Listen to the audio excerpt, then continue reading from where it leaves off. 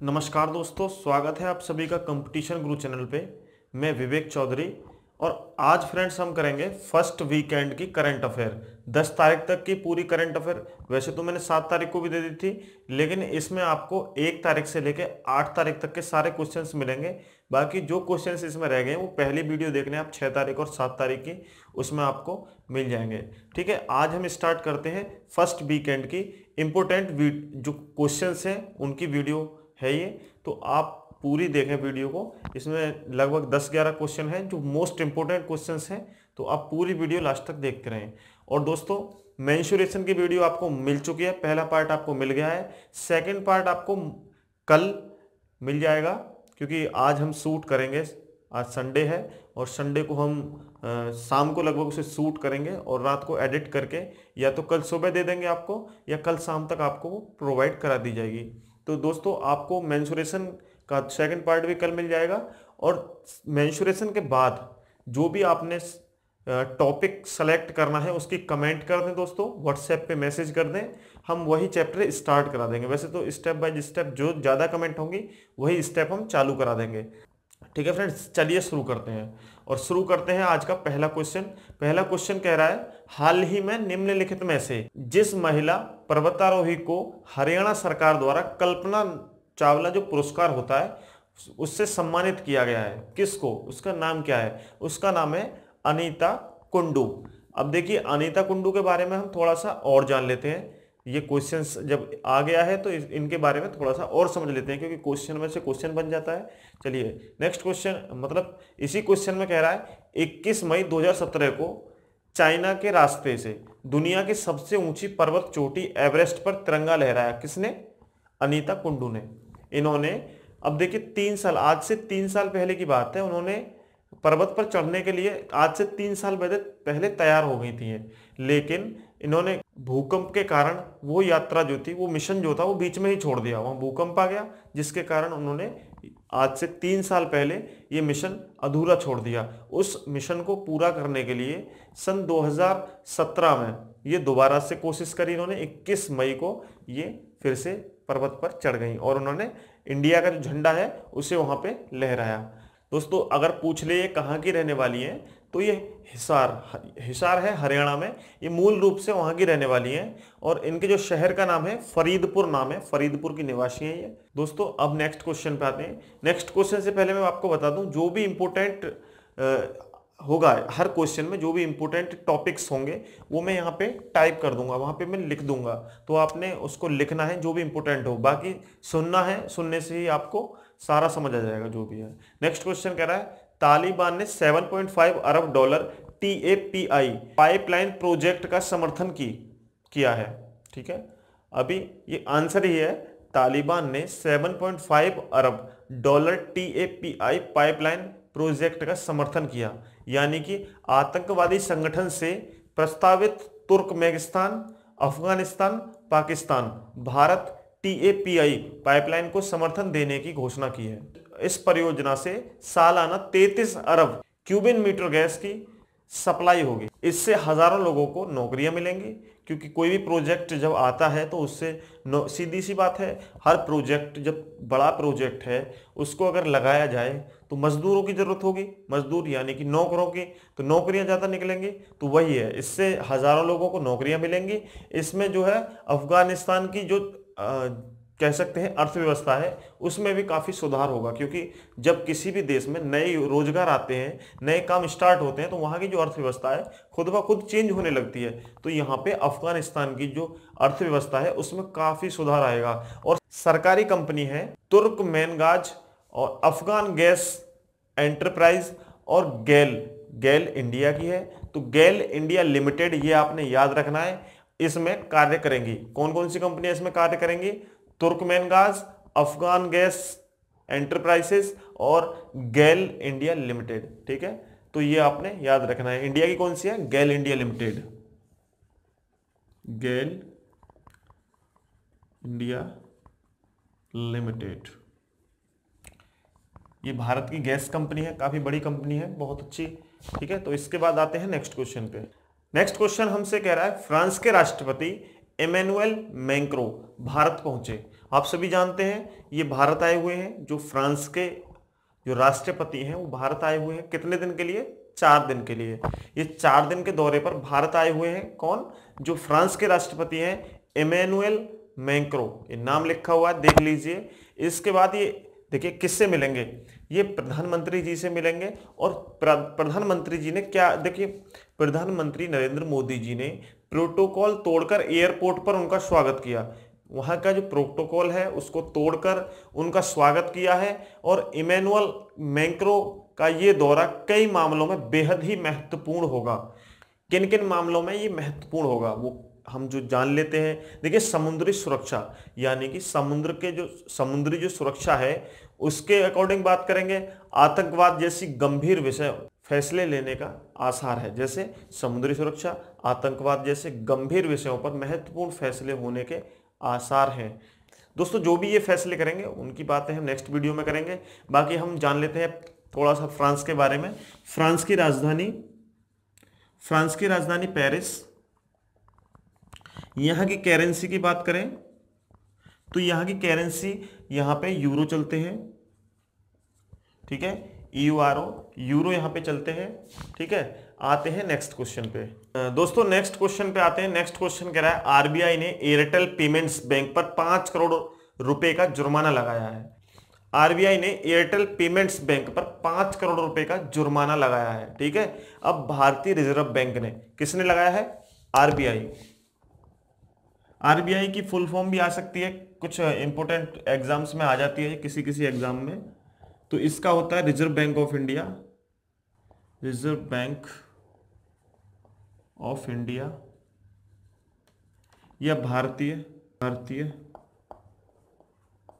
Reserve bank, ठीक है, ये आ जाती है। तो भारतीय रिजर्व बैंक तक हम आए हैं, तो इनके जो गवर्नर हैं उनका नाम भी जान लेते हैं। उर्जित पटेल है ये, उर्जित आर पटेल, ठीक है। उर्जित आर पटेल कौन है? इसके गवर्नर, आरबीआई के गवर्नर। तो ये भी जान लेना है थोड़ा सा। आते हैं क्वेश्चन पे वापस। कह रहा है भारतीय रिजर्व बैंक यानी कि आरबीआई ने शुक्रवार को केवाईसी क्या होता है? केवाईसी होता है नाउ योर कस्टमर।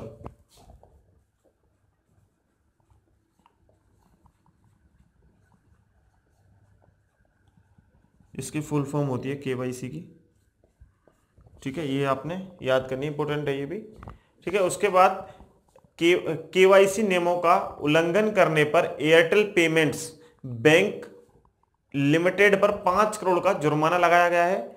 एक आधिकारिक बयानों के द्वारा यह बताया गया है, कुछ आधिकारिक बयान आते हैं, उन बयानों द्वारा यह बताया गया है कि इस पर 5 करोड़ रुपए का जुर्माना लगा है, ठीक है। अब आते हैं हम नेक्स्ट क्वेश्चन पे। दोस्तों मैंने जैसे वेबसाइट की बात करी थी आपसे कि हम वेबसाइट पर जो है पुरानी साल के जो पेपर हैं वो डालेंगे और करंट अफेयर का पीडीएफ फाइल आपको मिलेंगे। मैथ के नोट्स हैं वो भी आपको वेबसाइट पे मिलेंगे। वेबसाइट की लिंक डिस्क्रिप्शन में है। वो अपडेट नहीं हो पाई है टेक्निकल इशू के कारण, लेकिन अभी वो चालू हो गई है। तो मंडे से परमानेंट उस पर आपको ये पीडीएफ फाइल्स मिलती रहेंगी। अब आपको कोई इशू नहीं होगा क्योंकि कुछ टेक्निकल एरर थे उसमें, इस वजह से हम अपलोड नहीं कर पा रहे थे। अब वो एरर्स हो गए क्लियर, तो आपको जरूर वहाँ पे पीडीएफ फाइल्स मिलेंगी। तो बिल्कुल भी देर ना करें, www.competitiongurucg.blogspot.in पर आज ही लॉगिन करें और वहाँ से डाउनलोड कर लें सारी पीडीएफ फाइल। मंडे से आपको रेगुलर मिलेंगी। पिछली जो पीडीएफ फाइल पड़ी है उनको देखें, नेक्स्ट जो आपको मिलेंगी वो मंडे से आपको परमानेंट मिलती रहेंगी। चलिए नेक्स्ट क्वेश्चन पे आते हैं।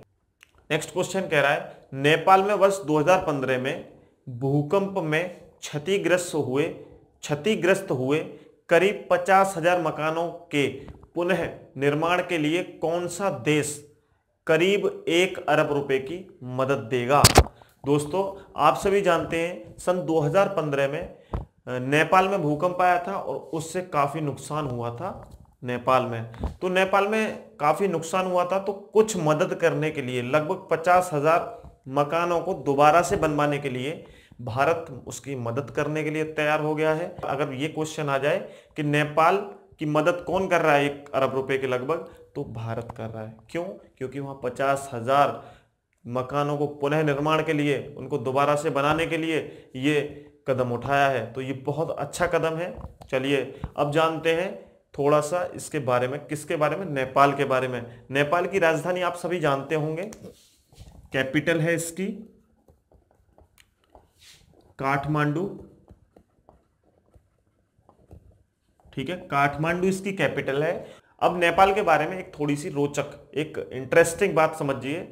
जो साउथ एशिया का सबसे पुराना देश है नेपाल। नेपाल साउथ एशिया का सबसे पुराना देश है और इसमें लगभग 123 लैंग्वेज यानी कि 123 भाषाएं बोली जाती हैं। नेपाल में साप्ताहिक छुट्टी जो होती है हमारे यहाँ पे, वो रविवार को होती है, संडे को होती है। लेकिन अगर हम नेपाल की बात करें तो नेपाल में वीकेंड लीव या हम कह सकते हैं साप्ताहिक छुट्टी कब होती है? सैटरडे। कब होती है? सैटरडे। सैटरडे यानी कि शनिवार।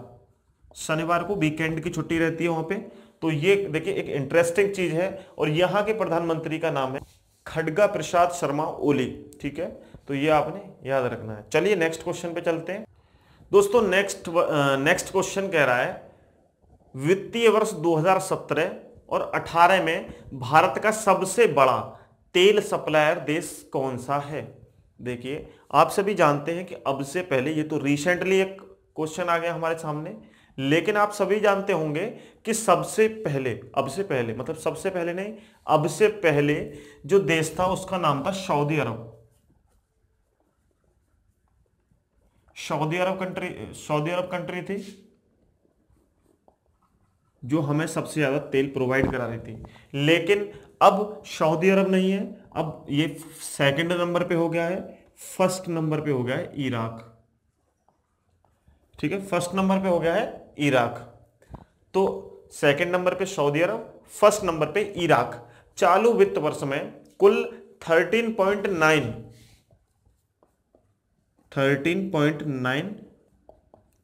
मिलियन टन 13.9 मिलियन टन कच्चे तेल की आपूर्ति कर इराक भारत का शीर्ष तेल सप्लायर देश बन गया है। इससे पहले सऊदी अरब था। ठीक है, तो अब नंबर 1 पे अगर पूछ ले तेल सप्लायर देश कौन सा है? इराक है। ठीक है, अब देखिए एक थोड़ी सी हम बात जान लेते हैं कि हम कितना तेल प्रोवाइड कर पाते हैं अपने लिए और कितना विदेश से लेते हैं। वर्तमान समय में भारत अपने 80% कच्चे तेल का आवश्यकता के लिए आयात पर निर्भर रहता है। कितने परसेंट पर? 80%। यानी कि 80% तेल या ऑयल कहां से लेता है? वो विदेशों से। जैसे सऊदी अरब हो गया, इराक हो गया, यहां से ये तेल लेता है।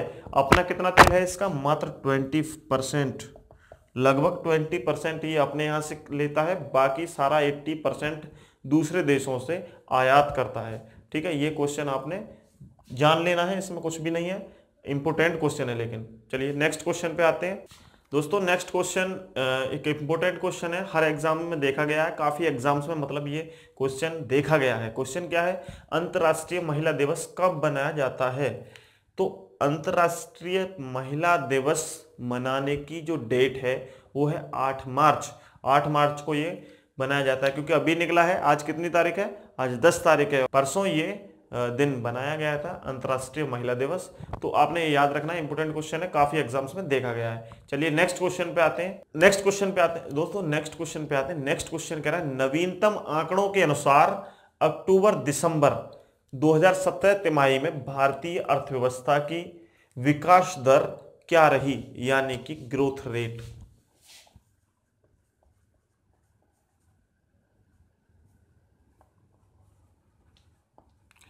दोस्तों ये पूछ रहा है अक्टूबर और दिसंबर तक की ग्रोथ रेट क्या रही इंडिया की। तो इसमें इसका आंसर है 7.2%।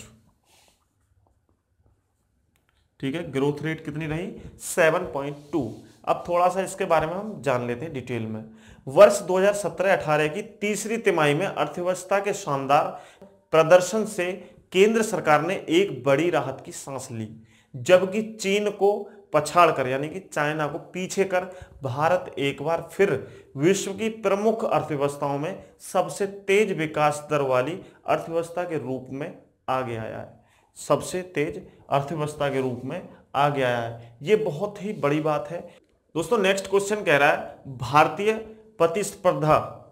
भारतीय प्रतिस्पर्धा सीसीआई ने निम्न में से किस विमान कंपनी पर 39.81 करोड़ जुर्माना लगाया है?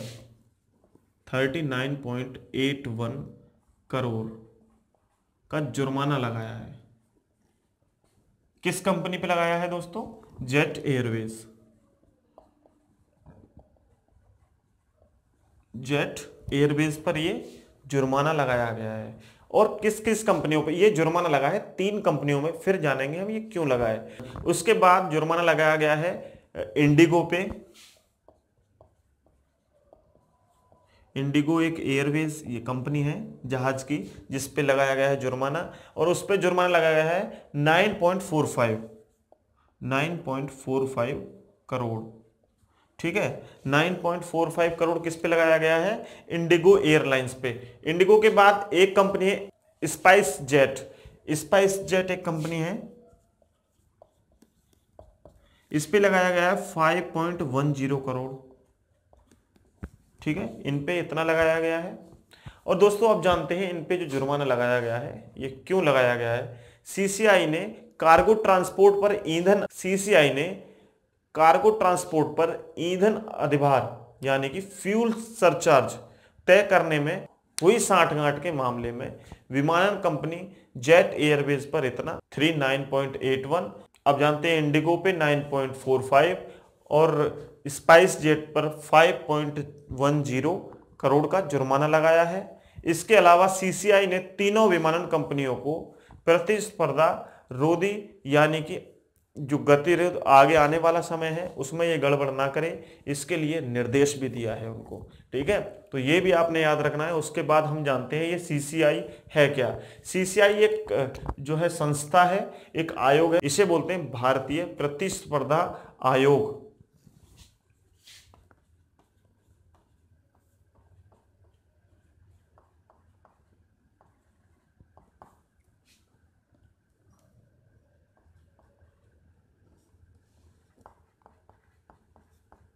यानी कि आप बोल सकते हैं इसको कंपटीशन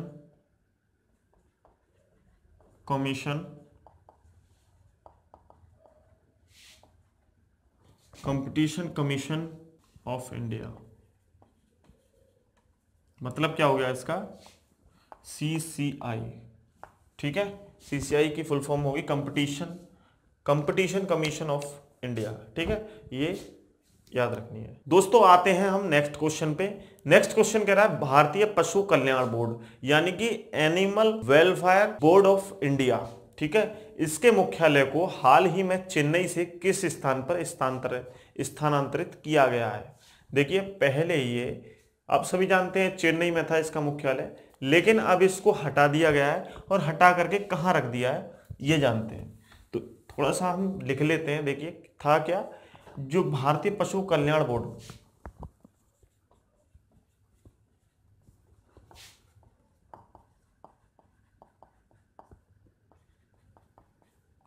ये पहले चेन्नई में था। पहले की बात करें हम तो पहले ये चेन्नई में था।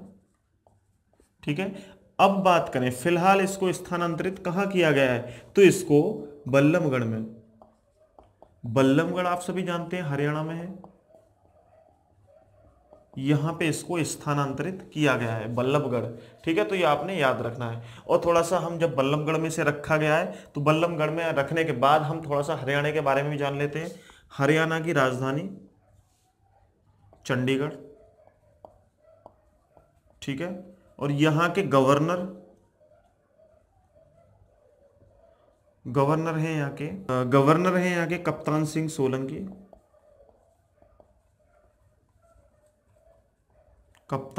सोलंकी। ठीक है, गवर्नर हैं यहाँ के। और यहाँ के सीएम मनोहर लाल खट्टर।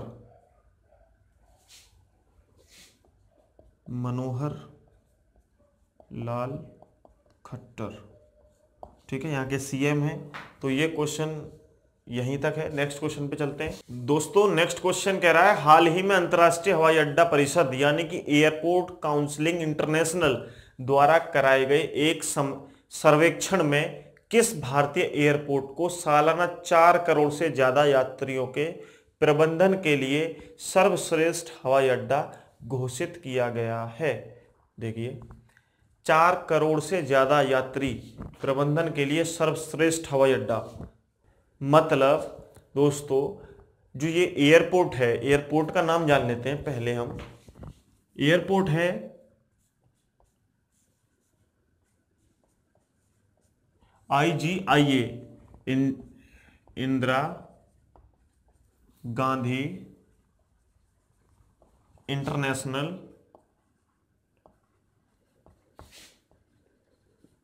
एयरपोर्ट, ठीक है। इसको हम हिंदी में कहेंगे इंदिरा गांधी अंतर्राष्ट्रीय